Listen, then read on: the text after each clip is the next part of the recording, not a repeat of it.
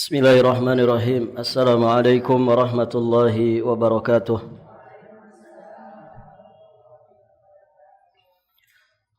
Alhamdulillahi rabbil alamin. Wassalatu wassalamu ala ashrafil anbiya'i wa imamil mursalin, nabiyyina Muhammadin alaihi afdhalus salati wa atammus taslim, wa ala alihi wa ashabihi ajma'in wa sallama tasliman mazidan ila yaumiddin, thumma amma ba'd. Allahumma inna nas'aluka ilman nafi'an wa rizqan tayyiban wa amalan mutaqabbala. Para ummahat wa akhwat fillah rahimani wa rahimakumullah.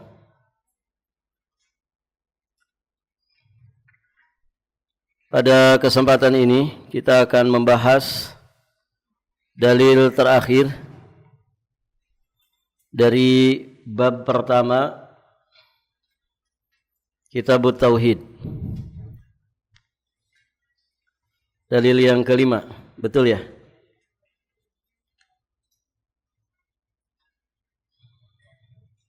Dalil yang kelima dari pembahasan Fadlit Tauhid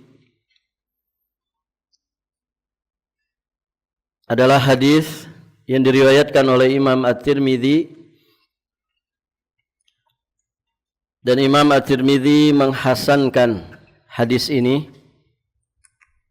Hasan ini derajat hadis yang makbul, derajat hadis yang diterima. Dia di bawah derajat hadis sahih.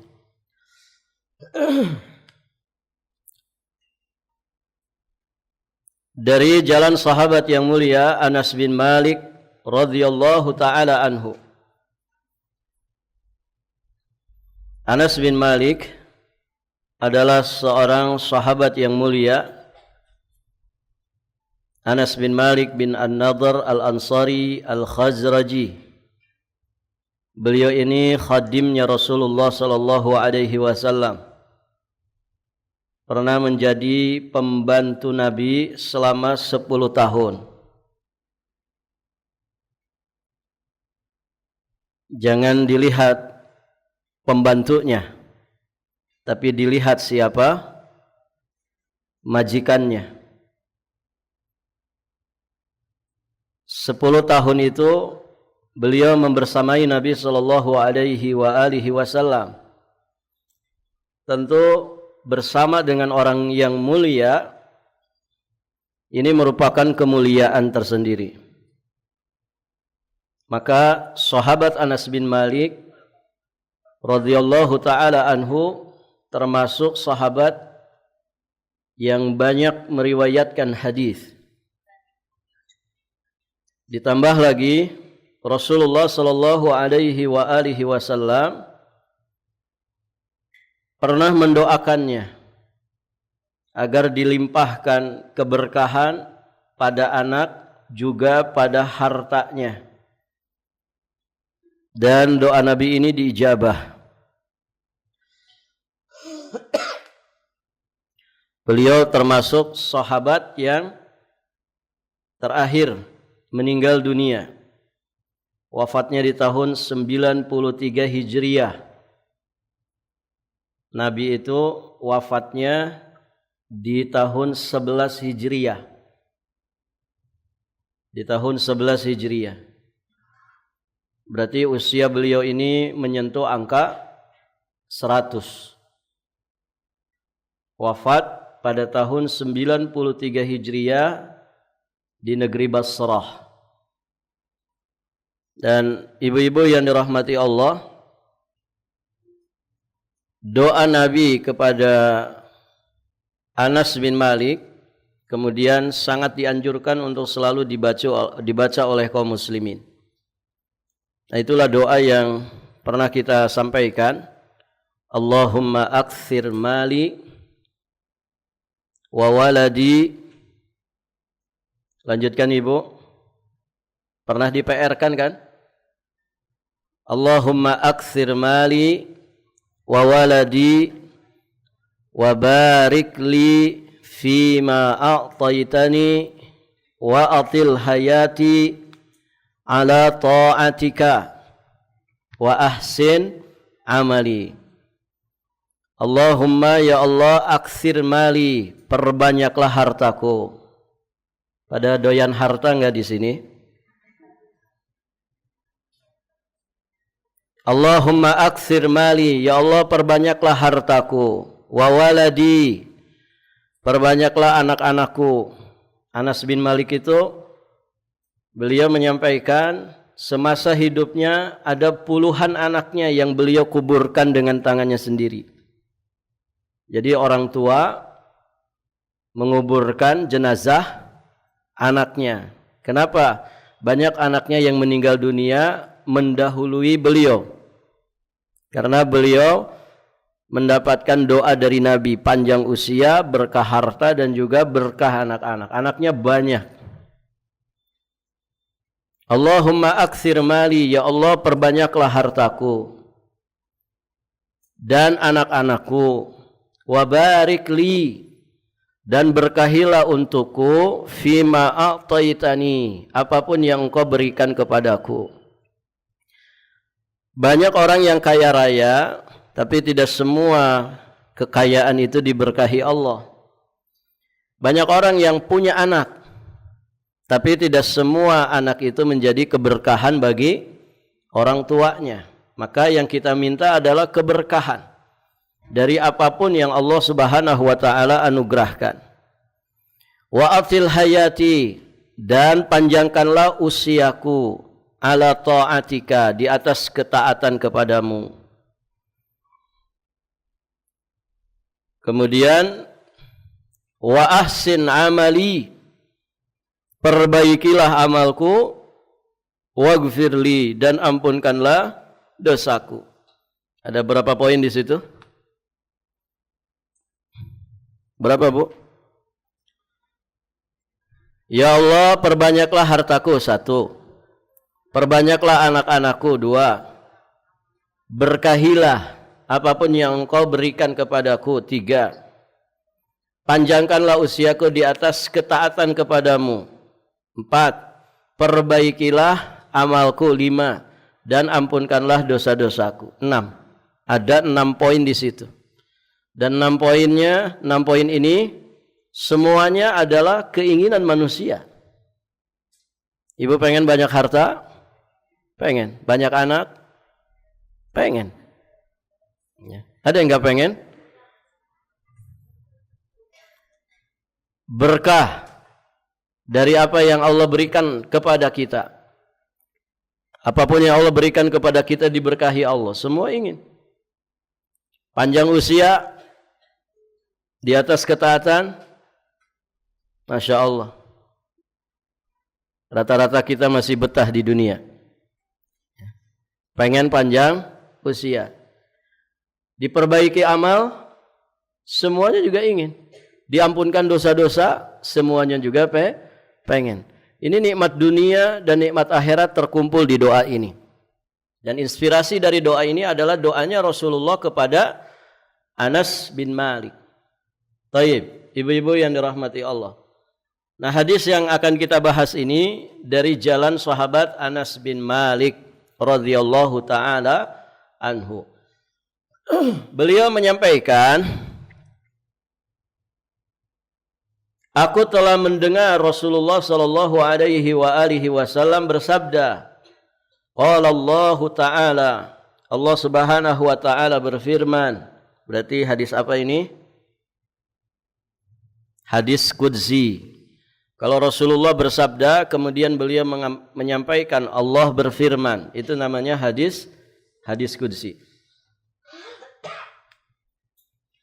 Allah Ta'ala berfirman, ya ibna Adam, wahai ibnu Adam, wahai anak cucu Adam. Berarti yang diseru kita semua manusia.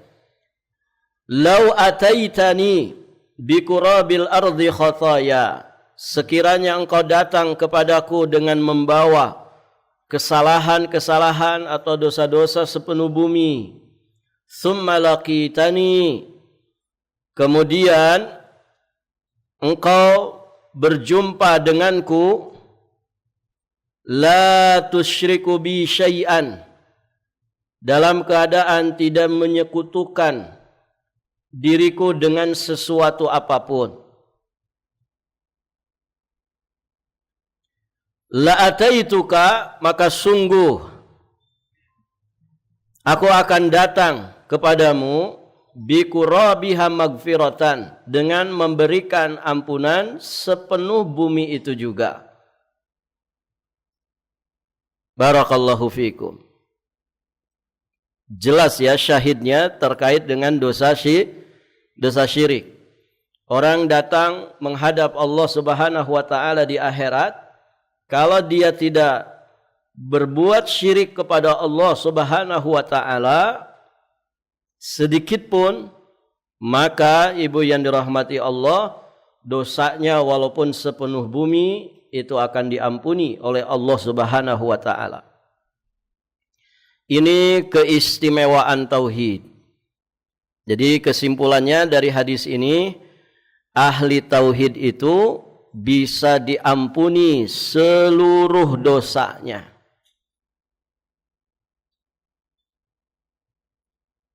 Baik, kita akan jelaskan tentang kosakata yang ada di dalam hadis ini. Qurabul ardi. Qurabul ardi itu maksudnya penuh atau hampir penuh. Bumi itu gede enggak Ibu? Jadi kalau orang dikatakan bahwa dosa sepenuh atau hampir penuh bumi, berarti ini dosa yang sangat banyak, dosa yang sangat besar. Thayyib. Semoga dosa kita tidak sebanyak itu.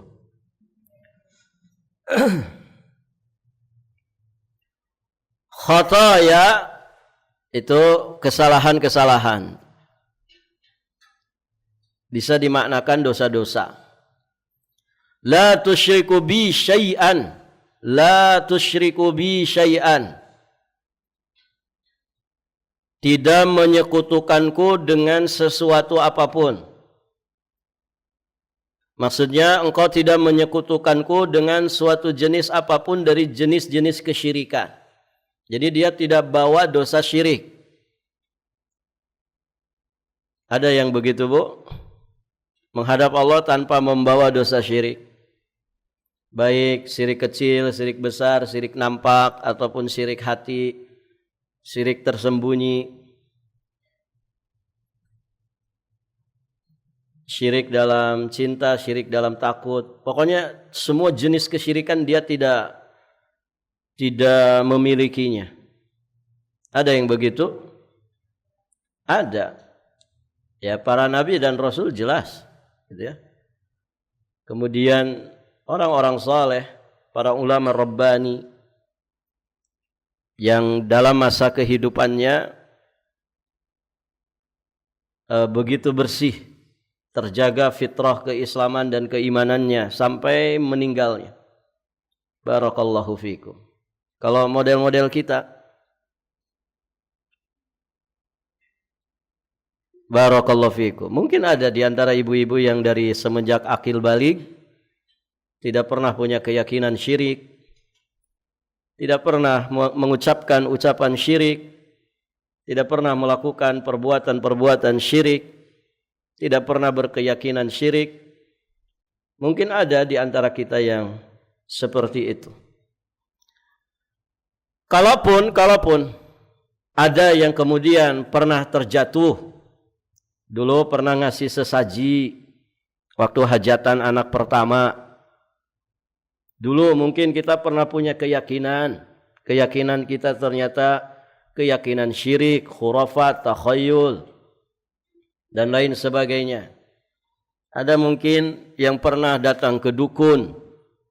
Ada mungkin yang pernah pakai jimat-jimat. Barakallahu fikum. Nah, kalaupun ada yang pernah terjatuh ke dalam perbuatan-perbuatan syirik tersebut, semoga Allah Subhanahu wa taala mengampuninya dengan dia bertaubat. Ya, sehingga nanti dia datang menghadap Allah dalam keadaan sudah mentaubati dosa-dosa syirik yang pernah dia kerjakan selama di alam dunia. Yang kemudian Allah mengampuninya karena dia bertaubat sebelum kematiannya. Maka orang seperti itu juga dikatakan orang yang menghadap Allah tanpa membawa dosa syirik. Jadi tanpa membawa dosa syirik itu ada yang memang murni dari semenjak dia akil baligh tidak pernah melakukan dosa syirik. Ada mungkin yang dulunya pernah musyrik, tapi dia diberi taufik untuk bertaubat sebelum kematiannya.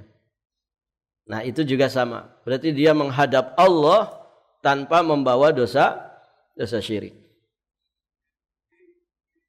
Baik. Kemudian syarah ijmali dari hadis qudsi yang mulia ini. Syarah secara global, penjelasan hadis secara global.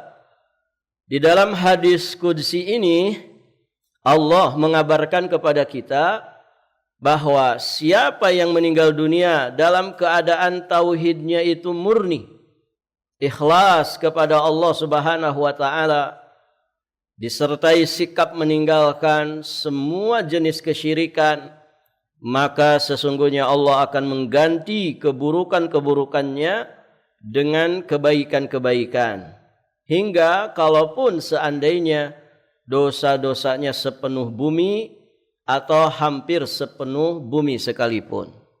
Ini tadi ya yang kita simpulkan, bahwa ahli tauhid itu bisa diampuni seluruh dosanya. Segede apapun dosa itu, sebanyak apapun dosa itu, selama dia tidak membawa dosa syirik.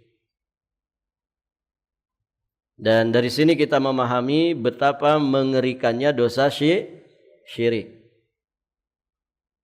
Disitulah dakwah para nabi dan rasul itu adalah dakwah tauhid.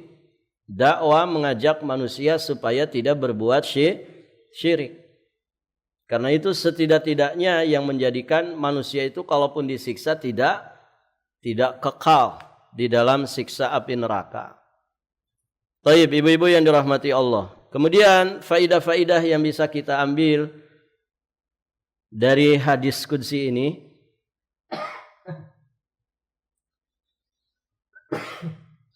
Yang pertama, menetapkan sifat kalam atau sifat qaul bagi Allah Subhanahu wa taala sebagaimana yang layak baginya sesuai dengan kemahaagungannya. Qala Allah taala, di sini ada qaul, ada kalam. Allah itu berkalam. Allah itu memiliki sifatul kalam, sifatul qaul. Tentu sesuai dengan kelayakan Allah Subhanahu wa taala yang maha agung dan kelayakan Allah sebagai Rabbul Alamin.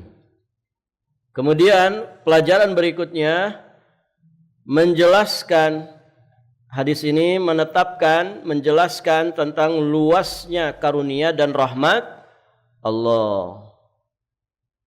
Masya Allah ya, segede apapun dosa hambanya, kalau dia tidak menyekutukan Allah, maka Allah akan balas dengan ampunan. Ini kasih sayang Allah. Masih bisa mengampuni dosa yang banyak yang dilakukan oleh hambanya.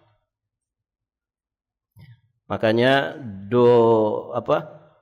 sifat memaafkan itu luar biasa istimewa sekali. Ya, dia sifatnya orang bertakwa. Nah, Allah itu Ghafur, Allah itu Rahim, Allah itu Ghaffar, Allah itu Afu, Maha pemaaf, Maha mengampuni, Maha menyayangi hamba-hambanya. Cuman kita sebagai hamba yang sering menyia-nyiakan kasih sayang Allah. Kalau ada orang menyia-nyiakan kasih sayang, namanya apa ini? Tidak tahu diri, ya kan? Kita sayangi tapi dianya tidak mau disayangi, malah ngelunjak. Begitu ya. Maka luar biasa kalau orang punya sifat memaafkan. Ini biasanya orang yang bertakwa. Di surat Al-Imran itu kan, kadhiminal ghaidh wal 'afina 'anin nas. Ketika Allah menjelaskan orang-orang yang bertakwa, ya, alladzina yunfikuna fis sarra'i wad dharra'i wal kadhiminal ghaidh wal 'afina 'anin nas. Orang-orang yang bertakwa itu adalah orang-orang yang menafkahkan hartanya baik dikala senang ataupun dikala susah. Ibu, infak dikala senang mudah tidak? Kalau infak dikala susah, ya susah. Maksudnya kita saja butuh gitu ya. Kalau orang sedang berlimpah dia infak, ya aman saja. Ada orang duitnya cuma 10.000, infak 9.000, itu berat nggak? Berat nggak ibu? Ada orang duitnya 1 M, infak ya 100 juta, berat nggak?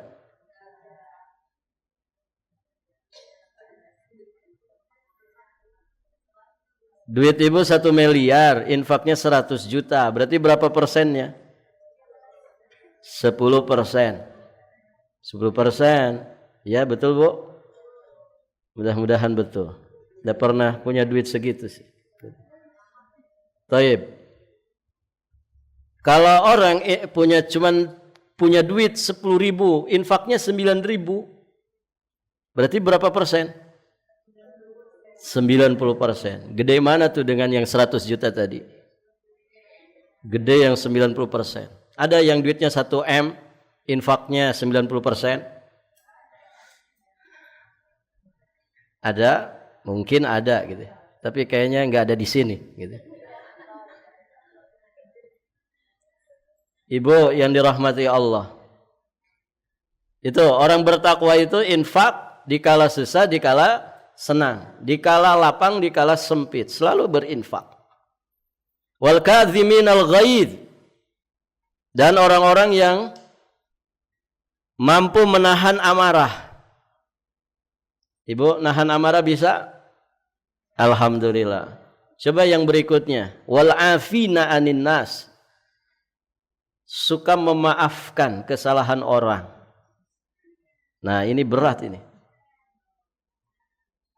Aku bisa tahan, Mas. Tapi mohon maaf, tidak ada pintu maaf bagimu. Begitu kan? Memaafkan itu tidak mudah. Maka siapa yang susah memaafkan, dia mestinya mengingat sifat-sifat Allah yang maha sempurna.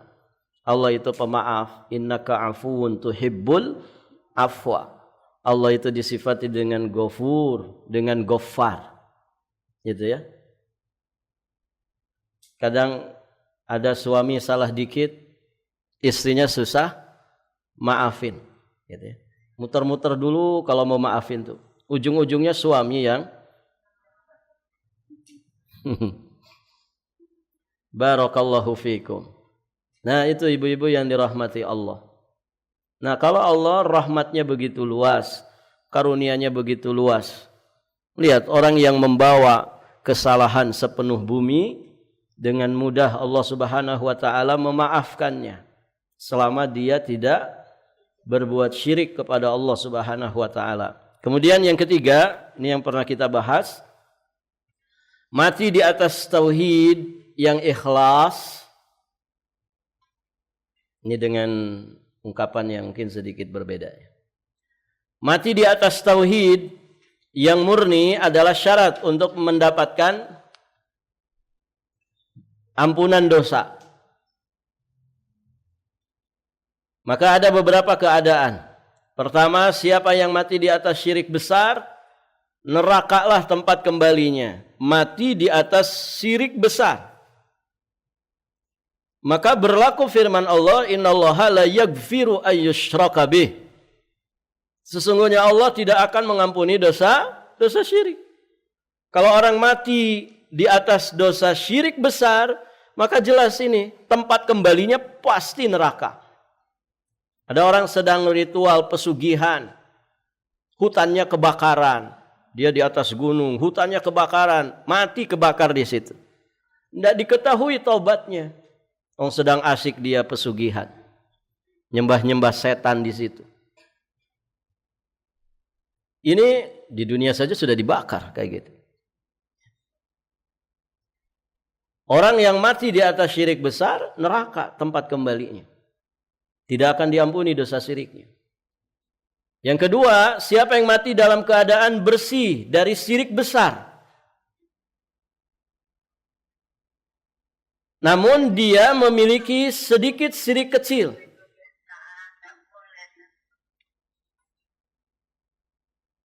Dia mati dalam keadaan bersih dari syirik besar, tapi punya syirik kecil.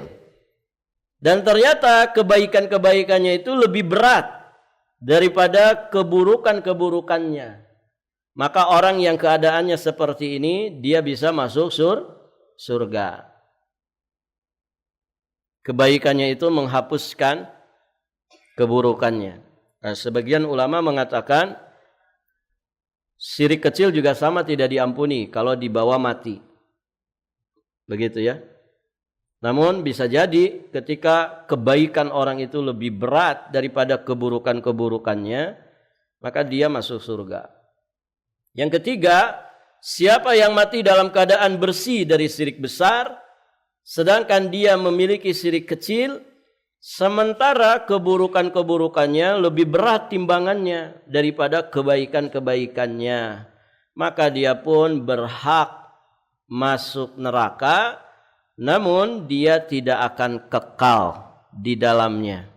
Intinya ibu, separah-parahnya ahli tauhid, orang beriman yang mati membawa dosa-dosa yang lain bukan syirik besar, separah-parahnya dia tidak akan kekal di dalam neraka.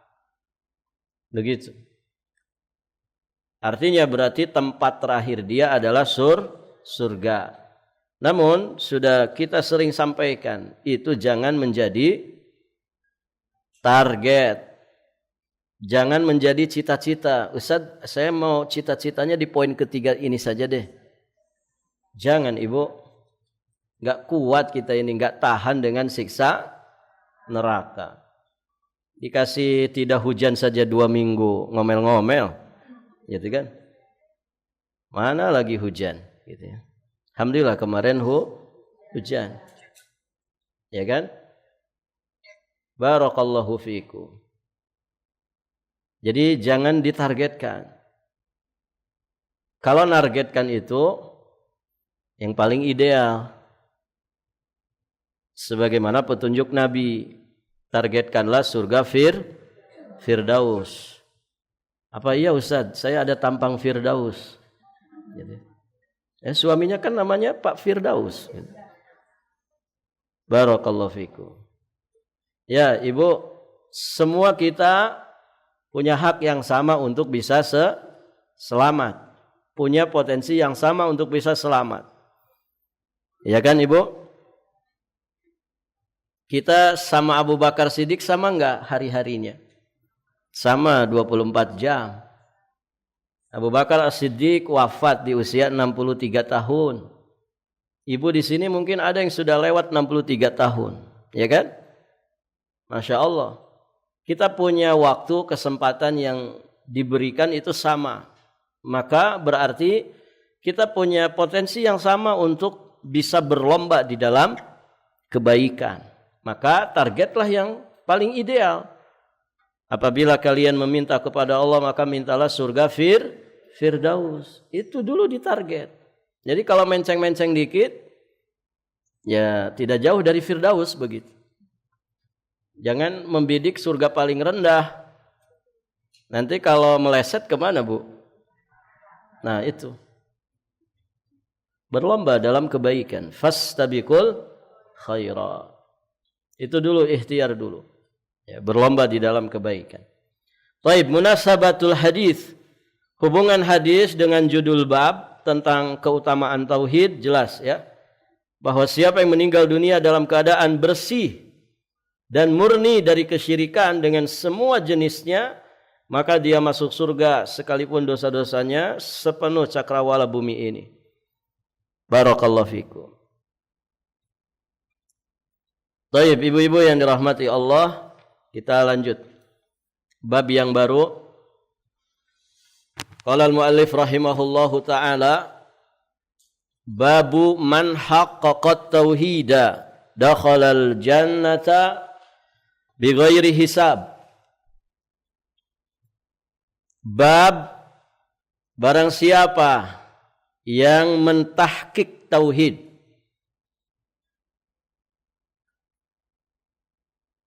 Tahqiq tauhid itu kita terjemahkan memurnikan. Bab barang siapa yang memurnikan tauhid dengan sebenar-benarnya, maka dia akan masuk surga tanpa hisab. Baik, ibu-ibu yang dirahmati Allah,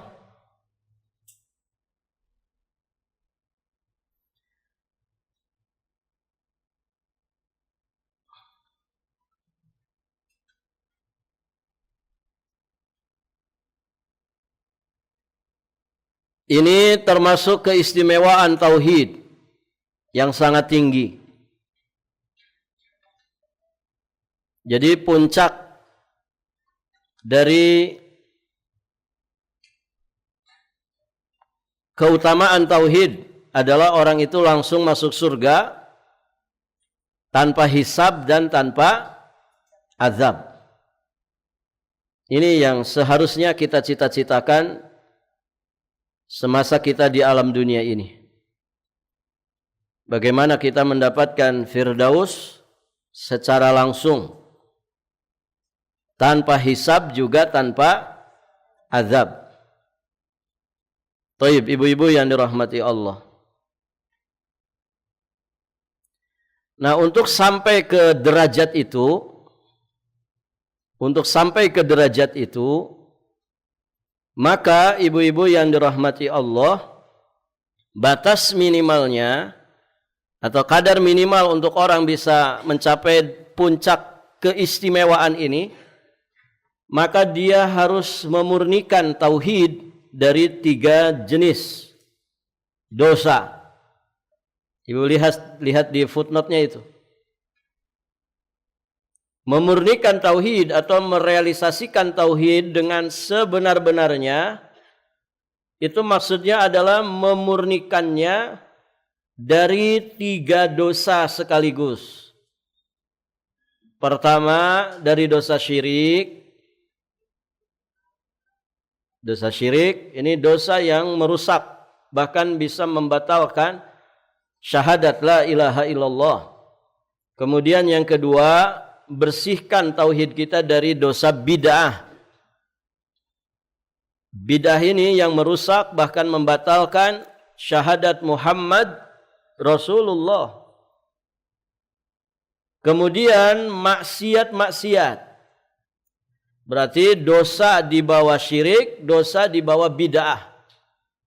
Itulah dosa-dosa besar, ya zina, berjudi, apalagi Ibu? Berbohong, menipu, zalim, dosa-dosa besar, riswah, riba, dan seterusnya.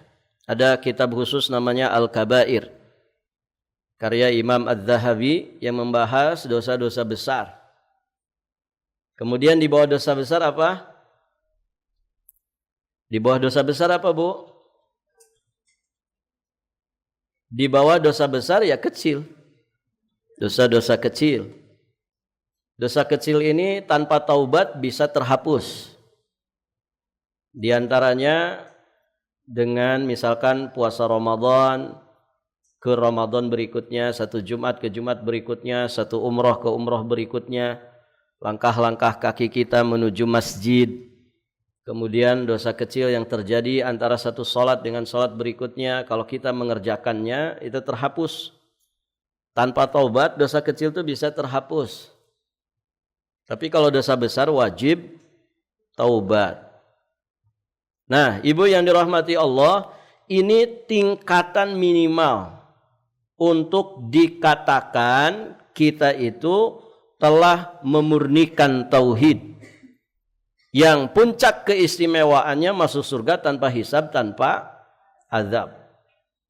Jadi kalau tauhid kita bisa kita bersihkan dari noda-noda syirik, dari dosa-dosa bid'ah, kemudian dari semua bentuk maksiat, maka berarti kita dinyatakan sebagai orang yang mentahqiq tauhid.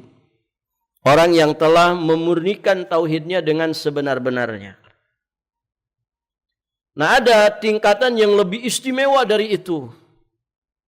Nah, ini tingkatan minimalnya saja sudah luar biasa. Nah, ada yang tingkatan yang lebih istimewa dari itu semua, yakni tarku ma la ba'sa bihi khaufan mimma bihi ba'sun. Meninggalkan sesuatu yang pada hukum asalnya tidak apa-apa, tidak dosa. Khaufan mimma bihi ba'sun. Dia tinggalkan karena takut menjadi apa-apa. Nah, orang kalau sudah di level ini, luar biasa. Meninggalkan yang mubah-mubah karena khawatir bukan jadi mubah lagi. Gitu, Ibu.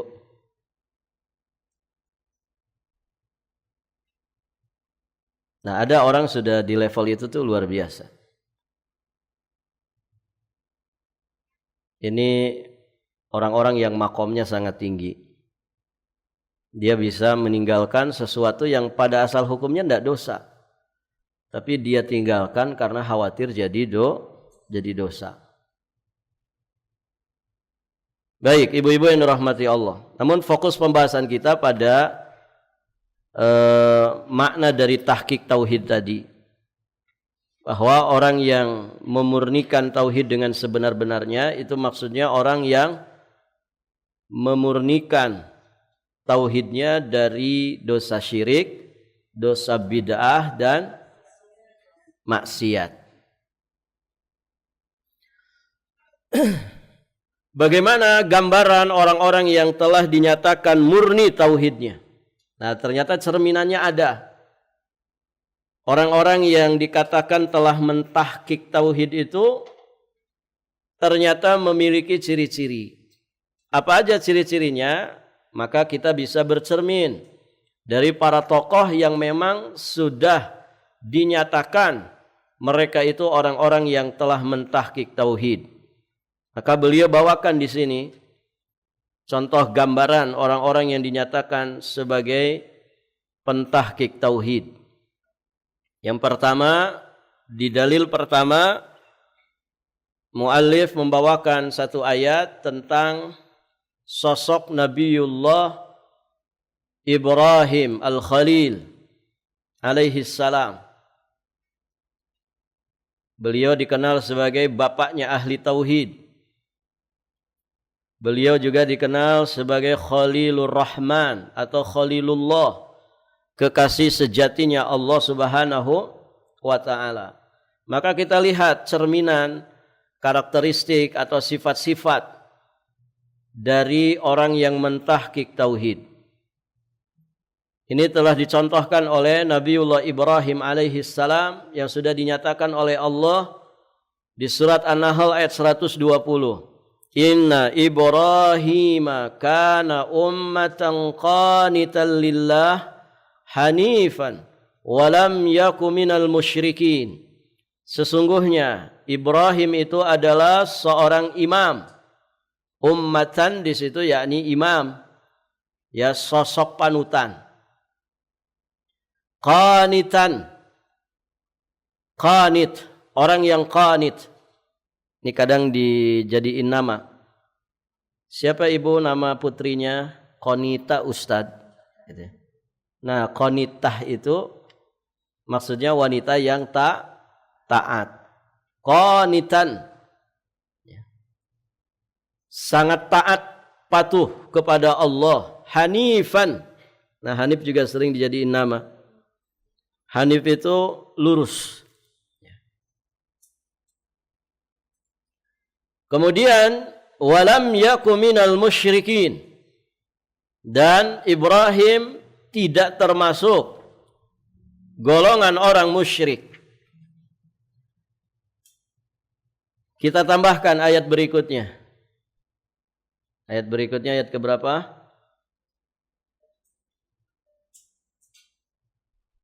Ayat 120. Ayat 121-nya. Coba Ibu lihat.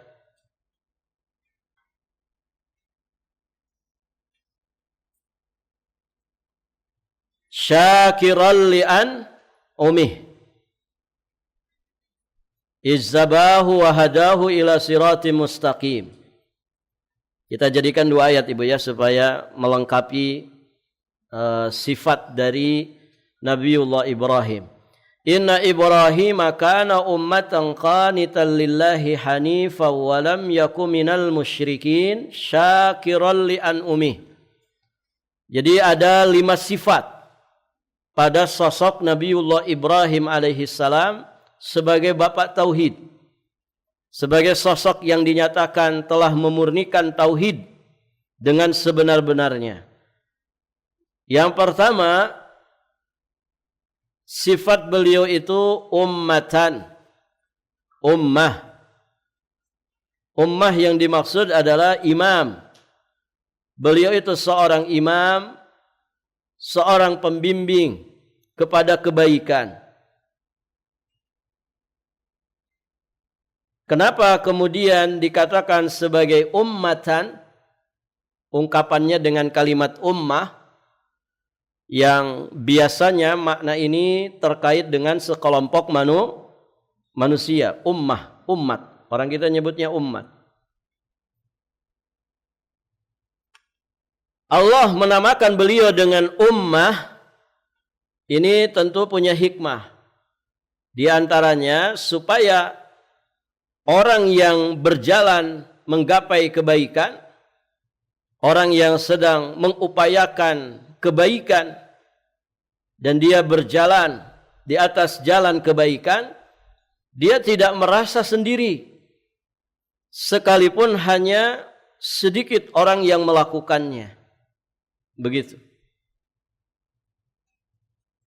Artinya akan selalu ada orang-orang yang zahirina alal haq, yang selalu berusaha menampakkan al-haq, memenangkan al-haq, walaupun jumlah mereka sedikit.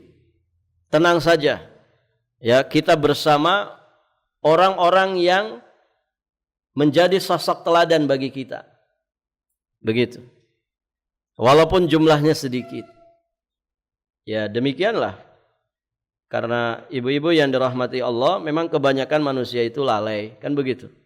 Kebanyakan manusia tidak bersyukur, kebanyakan manusia la ya'lamun, jahil, gitu ya. Sekarang kalau mau banding-bandingan, gitu ya, yang sholat dengan yang tidak sholat, banyak mana ibu? Yang tidak sholat. Begitu kan? Barakallahu fikum. Apalagi kalau dipres lagi gitu ya. Yang sholatnya berkualitas dengan yang sholatnya biasa-biasa saja. Lebih banyak mana? Yang biasa-biasa saja. Yang khusyuk dengan yang tidak khusyuk, banyaknya yang tidak khusyuk. Berarti memang orang-orang baik itu selalu tersaring. Jumlah mereka tidak banyak. Begitu kan? Barakallahu fikum. Yang ngaji dengan yang tidak ngaji, kebanyakannya tidak ngaji, ya. Peserta konser dengan peserta majelis taklim, banyak mana ibu? Konser, ya. Apalagi penyanyinya penyanyi idolanya, begitu ya. Barakallahu fikum. Padahal bayar gitu. Kan ada yang tiketnya berapa? 11 juta. Itu sold out gitu. Bisa habis ibu, tiket harganya 11 juta. Atau mungkin lebih mahal dari itu. Bisa habis. Ya. Barakallahu fikum. Lihat ya, orang begitu berani mengeluarkan harta yang sangat banyak demi para idolanya. Ya, padahal salaman saja mungkin tidak. Gitu. Barakallahu fikum. Coba bandingkan dengan pengajian yang gratis. Banyak pesertanya Ibu? Gratis saja sedikit, apalagi bayar, gitu kan? Nah itulah. Nah itu kondisi manusia. Kebanyakannya memang tidak sedang berada di jalan Allah. Nah itulah. Jadi Nabi Ibrahim dikatakan sebagai ummah, padahal beliau sendirian. Ini di antara hikmahnya supaya orang yang berjalan di atas kebaikan mereka tidak merasa sendirian. Sekalipun hanya sedikit orang yang melakukannya. Bersabar saja, kan begitu. Ada pelajaran bahasa Arab di sini, Ibu? Ada. Ada yang pesertanya di sini? Awal daftar berapa orang? Hah? 20. Sekarang bertahan 20? Oh 70. Saya pengalaman ngajarin bahasa Arab Ibu. Itu pertama dibuka Masya Allah gitu. Bisa 30 orang. Saya biasanya mewanti-wanti. Dari pertemuan awal juga sudah mewanti-wanti. Ingat ya. Ini antara ustadz dan muridnya, siapa yang bisa bertahan.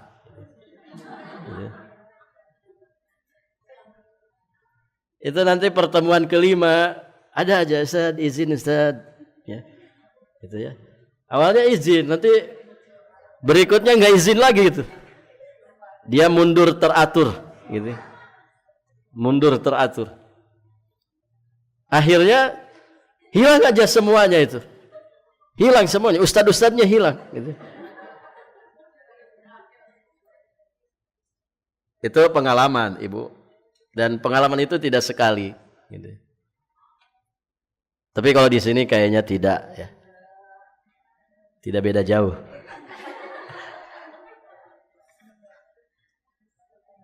Barakallahu fiikum.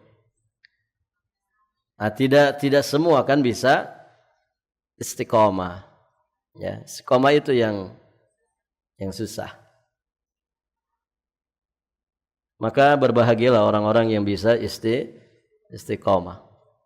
Alhamdulillah. Itu patut disyukuri Ibu ya. Patut disyukuri. Kalau kita punya teman ngaji itu sampai belasan tahun itu luar biasa itu. Ya. Teman ngaji ya, dari dulu berteman ngaji itu sampai belasan tahun itu nikmat yang sangat besar. Ya. Karena ternyata tidak semua bisa begitu. Ya, ibu-ibu yang dirahmati Allah. Maka semoga majelis kita ini majelis yang istiqamah. Ya. Tidak ada yang memisahkan kecuali kematian. Kan begitu. Karena belajar itu sampai mati. Baik. Ibu-ibu yang dirahmati Allah, yang menempuh kebaikan itu tidak banyak. Maka disitulah Allah menguji keistiqomahan kita. Biasanya ketika sedikit yang belajar, itu akhirnya bikin malas. Malas, tidak ada teman. Padahal masih ada yang belajar. Gitu kan? Ustadznya juga akhirnya ikut malas. Apa kajian saya yang hadir cuma 3 orang. Yang satu nyooh HP, ya, yang satu ngantuk, gitu ya, yang satu lagi ngelamun terus. Jadi ngaji itu kayak sendirian saja, akhirnya bubar semuanya. Nah jangan sampai begitu, ibu-ibu yang dirahmati Allah. Ketika sedikit yang menempuh kebaikan, sedikit yang istiqomah, jangan sampai merusak keistiqomahan kita. Ajeg aja. Ibu, saya tahu orang-orang yang konsisten belajar, terutama belajar bahasa Arab, belajar ilmu-ilmu usul, itu justru mereka yang berhasil. Yang tadinya 70 orang pesertanya, sisa 5. 5 itu yang istiqomah, itu yang berhasil. Saya tahu, ya beberapa ustadz-ustadz yang ada sekarang ini, itulah yang istiqomah. ya dia selalu hadir di majelis ustadznya. Nah, sekarang Masya Allah, pada bikin sekolah, pada jadi ustadz, ustazah, begitu. Ya walaupun belajar bukan untuk jadi ustadz, tapi setidak-tidaknya dia sudah mendapatkan buahnya, kan begitu. Dia bisa memberikan manfaat kepada yang lain, setidak-tidaknya untuk keluarganya, kan begitu. Nah itu yang dapat itu hanya orang-orang yang istiqomah saja. Ya Ibu, walaupun rada-rada loading ketika belajar, tidak ada masalah. Ya. Tapi kalau istiqomah, nah itu keberkahan istiqomahnya lah itulah. Dan banyak orang-orang itu yang kemudian diberkahi. Ya ternyata kalau dari sisi kapasitas kecerdasan, ya dia ini menengah saja gitu, tidak cerdas-cerdas banget. Tapi Allah berkahi karena mungkin keikhlasannya, Allah berkahi karena keistiqomahannya, Allah berkahi karena dia memang tidak riya, tidak sum'ah, gitu ya. Barakallahu fiikum. Saya di pesantren dulu punya teman-teman yang awail, kalau di kelas itu rankingnya 1 terus. Yang kita membayangkannya ini orang kayaknya jadi kiai besar nantinya. Ya ternyata sekarang jadi orang awam aja. Jadi orang layaknya orang-orang biasa, gitu kan? Barakallahu fiikum. Bahkan sebagiannya malah kayak tidak ada bekasnya pesantren itu. Nah itu ibu yang dirahmati Allah. Maka ilmu itu sejatinya adalah anugerah dari Allah. Anugerah dari Allah. Jika seseorang dimudahkan mendapatkannya, bersyukurlah dia kepada Allah. Ya dengan cara istiqomah. Istiqomah belajar, istiqomah di dalam mengamalkan ilmu, ya. Syukur-syukur dia bisa istiqomah di dalam mendakwahkan dan juga menyebarkan ilmu tersebut. Baik Ibu, 1 sifat saja dulu, nanti kita lanjutkan 4 sifat berikutnya. Ada qanitan, ada hanifan, lam yaku minal musyrikin, kemudian yang kelima syakiral li an'umih. Itu 5 sifat Nabi Ibrahim alaihi salam. Insyaallah nanti kita lanjutkan. Kasih tanda Ibu ya. Insyaallah nanti kita lanjutkan di kesempatan berikutnya. Masih membahas surat An-Nahl tadi ayat 120 121. Subhanakallahumma bihamdik asyhadu an la ilaha illa anta astaghfiruka wa atubu ilaik. Assalamualaikum warahmatullahi wabarakatuh.